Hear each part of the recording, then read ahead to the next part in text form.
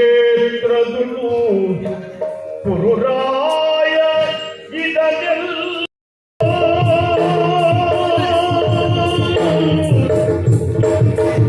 ಕುರುರಾಯ ಇದೆಲ್ಲ ಕಂಡು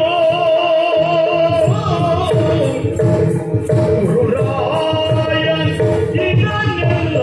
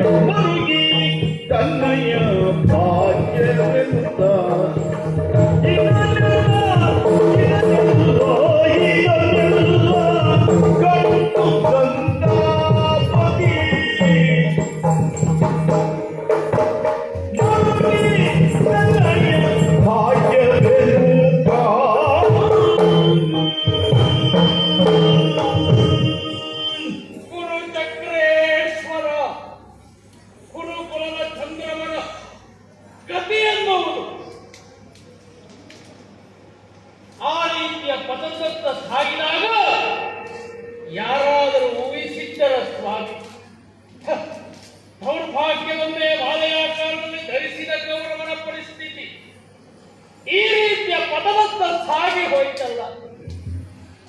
ಧಾರಣಿಯಲ್ಲಿ ಬರುವಂತ ಸಮಯದಲ್ಲಿ ನಮ್ಮವರ ಸಾವಿರ ಹೆಣಗಳು ಉರುಳಿ ಹೊರಳಿ ಹೋಗಿರುವಂತ ಭೀಕರವಾದಂತಹ ದೃಶ್ಯವನ್ನ ಕಂಡೆ. ಒಂದೆಡೆಯಲ್ಲಿ ಗುರುಕುಲ ಪಿತಾಮಹ 800 ವರ್ಷಗಳ ಕಾಲ ಗುರು ಶಿವೋತ್ಸವಕ್ಕಾಗಿ ಶ್ರಮಿಸಿದ ಶ್ರಮಜೀವಿ ಶರಮಂಚವನ್ನ ಏರಿ ಮರಣದ ನಿರೀಕ್ಷೆಯಲ್ಲಿದ್ದಾರೆ. ಮತ್ತೊಂದೆಡೆಯಲ್ಲಿ ಕೌರವ ಹಾಗೂ ಪಾಂಡವನ ಬದುಕನ್ನು ಹಿತ್ತಿ ಬೀಳಿದ ಪ್ರಪಂಚಕ್ಕೆ ಕಾಣಿಸಿಕೊಟ್ಟ ಅಂತ ಗುರು ವರೇಣ್ಯರು ದ್ರೋಣಾಚಾರ್ಯರ ಕ್ರೂರ ಸಾವಿನ ದೃಶ್ಯ. ಮತ್ತೊಂದೆಡೆ ನನ್ನ ಪರಮಮಿತ್ರರಾಗಿರುವ ಆತ್ಮೀಯ ಕರುಣ ಭಯಂಕರ ಸಾವು, ಭಾವ ಶಲ್ಯ ತಮ್ಮನಾಗಿರುವಂತಹ ದುಶ್ಯಾಸನದ ಕ್ರೂರ ಸಾವತ ಕಂಡೆ. ಒಂದು ಬಾಂಧವರನ್ನ ಕಳೆದುಕೊಂಡೆ. ಏಕಾಂಗಿಯಾಗಿರುವಂತಹ ಸಮಯ. ಆವಾಗ ಆಗಮಿಸಿದವರು ನವಕೋಟಿ ದೈತ್ಯರು. ಪಾಂಡವರನ್ನು ನಾವು ಕೊಂದು ಕೊಡುತ್ತೇವೆ, ಕೊಡಿಪ್ರಭು ಒಪ್ಪಣೆಯಲ್ಲಿದ್ದಾರೆ. ನೀರಿನಲ್ಲಿ ಕೊಳೆದು ಹೋಗುತ್ತಿರುವಂತಹ ವ್ಯಕ್ತಿಗೆ ಹುಲ್ಲು ಕಟ್ಟಿ ಸಿಕ್ಕಿದ್ದು ಅಂತಾದರೆ ಆಶ್ರಯವೇ ಸರಿ ಎಂಬ ಮಾತಿನಂತೆ ಅವರ ಮೇಲೆ ತುಂಬು ಭರವಸೆಯನ್ನ ಇಟ್ಟು ಕಳುಹಿಕೊಟ್ಟವನಾರು. ಪಾಂಡವರೊಡನೆ ಯುದ್ಧ ಮಾಡುವಂತಹ ಸಮಯದಲ್ಲಿ ನರನ ರಥದಲ್ಲಿರುವಂತಹ ವೀರಮಾರುತಿ ಸ್ವತಃ ಜೀವವನ್ನ ತಳೆದು ಒಂದು ನವಕೋಟಿ ದೈತ್ಯರನ್ನ ಕೊಂದ ಎನ್ನುವಂತ ವರ್ತಮಾನವನ್ನು ಕೇಳಿದೆ. ನಮ್ಮ ಜೀವನದ ಕೊನೆಯ ಗೆಲುವು ನುಚ್ಚು ನೂರಾಗಿ ಹೋಯಿತಲ್ಲ. ಏಕಾಂಗಿಯಾಗಿದ್ದೇವೆ. ಇಂತಹ ಸಮಯದಲ್ಲಿ ಆಲೋಚನೆ ಮಾಡುವುದೇನು? ಇದಕ್ಕೆಲ್ಲ ಕಾರಣ ಪಾಂಡವರು. ಎಲ್ಲಾಗುವುದಕ್ಕೆ ಪಾಂಡವರು ಬಿಡಬೇಕೆ?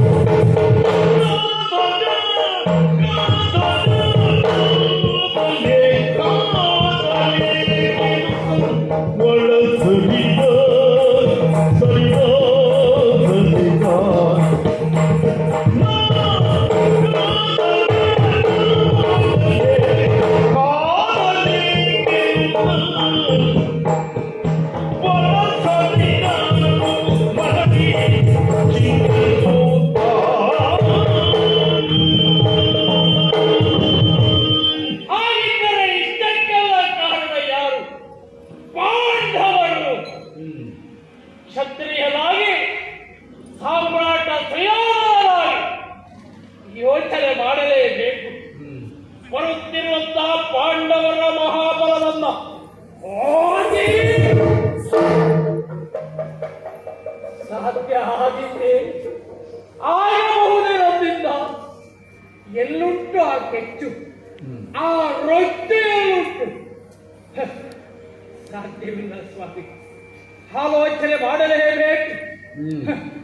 ಗುರು ಸಾಮ್ರಾಟನ ಪರಿಸ್ಥಿತಿ ಎನ್ನುವುದು ದುರ್ಗತಿಯ ಪಥದತ್ತ ಸಾಗಿ ನಿಂತಿದೆ. ಈ ಸಮಯದಲ್ಲಿ ಪಾಂಡವರನ್ನು ತುರುಕಬೇಕೆ? ಅದೇ ಅದು.